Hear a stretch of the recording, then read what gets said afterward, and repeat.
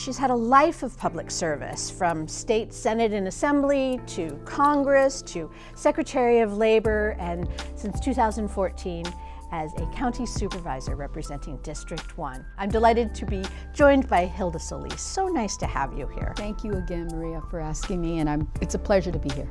The whole world of government does not sleep, and recently, specifically with the Los Angeles Board of Supervisors, a measure passed, Measure G, which is going to expand the board from 5 members to 9. Yes. So how is that process going to happen? I think the time and the setting was good to put forward this measure, and it was a motion that our chair, Lindsay Horvath, and Janice Hahn put forward, and of course, you need a third vote. I was the third vote to place it on the ballot. And the idea was to expand the board so that we could have better representation, because as it is now, I represent 2 million people. There are 5 of us. That's 10 million people. We're larger than like 43 states. Right. But to say that we need to have better representation localized, and with 9 seats, you're going to have 1 million people represented by 1 supervisor. As part of your responsibilities, we were just talking about the Skid Row area, and you announced in September that there's been a 22% reduction in unsheltered homelessness, Yes. basically based on the Skid Row action plan that you put into place. Right. What have you learned? What is working? What isn't working? And how has that all progressed based on this action plan? You know what is really helpful is that when we decided to look at putting together a plan of action for Skid Row, it was our idea to form a task force, a group of people made up of unhoused individuals, as well as those different departments and agencies and providers that actually provide services there. But I will tell you that we also got additional funding from the state, from the governor. He gave us about $60 million. Together with what the county and the city put in, it's well over $280 million to help come up with this process and to be able to provide succinctly the services that are most desperately needed.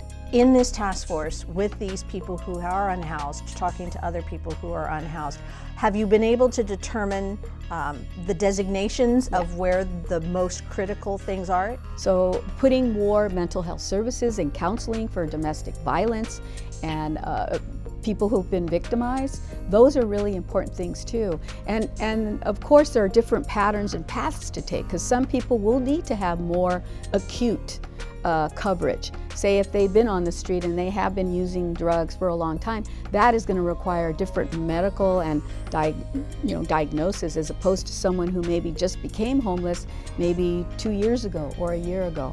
So yes, there are different paths, and I hope that we have a variety of potential opportunities, vouchers available, hotel, motel vouchers, but also interim housing, but more importantly, permanent housing with wraparound services, because you can't just put someone somewhere without assistance. So those are some of the things that we've come to know. You put into place in 2017 the plan for the LA General Hospital. Yes. Restorative Care Village. Thank you for saying that. Oh no, stumbling over my words. Mm-hmm. That is almost done. The final phase is well underway.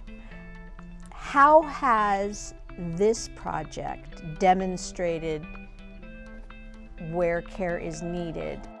Well, I think first off, it's important to know that we don't have enough beds for people that really need, say, step-down treatment. So instead of having people that are unhoused, that have maybe psychiatric needs, mental health needs, and substance abuse, it is better to put them in a separate entity, beds that are covered by professionals that can help them for more acuity. Mm-hmm. So they don't have to stay in the emergency hospital, which costs more. Mm-hmm. So that helps us there automatically, and giving them that space to be able to recuperate. So we created about 96 what we call recuperative beds.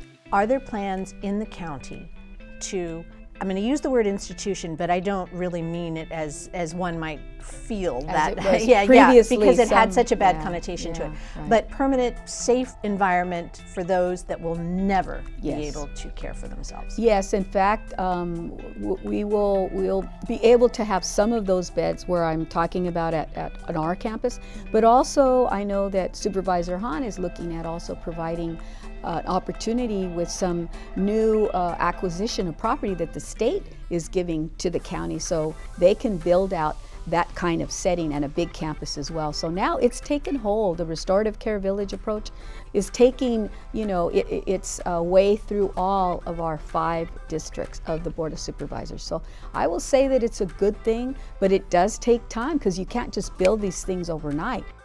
We're going to blink, and it's going to be 2028, and we're going to have the whole world come to Los Angeles and enjoy a bonding experience wrapped around athletics and everything that happens here. Are we close to being ready? I would say we are in preparation mode right now. We know there's a lot. So we have to come up with more buses, bus lanes, and also making sure that we can make connectivity. So how do we get there? If there's no subway rail system right now, then we have to talk about buses. And that is something that we are focusing on, getting funding to secure that, to do the right analysis so that we can create those bus pathways. How are we in the realm of safety? Well, we've gone through kind of a lot of self-analysis at Metro, looking to see how we can better serve our customers and make sure that there is safety.